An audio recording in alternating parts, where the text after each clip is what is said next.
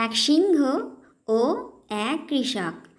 একদিন এক সিংহ কোনো এক কৃষকের গোয়াল ঘরে ঢুকে পড়ে।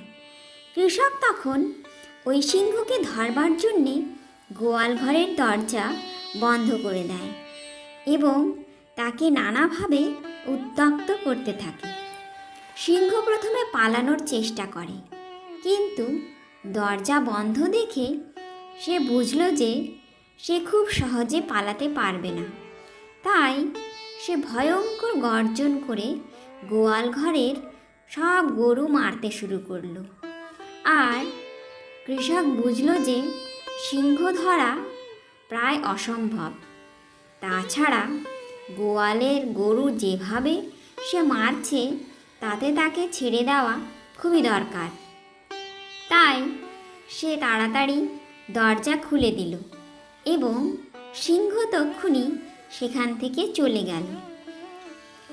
কৃষকের স্ত্রী সিংহের গর্জন আর হইচই শুনে সেখানে এসে হাজির হলো।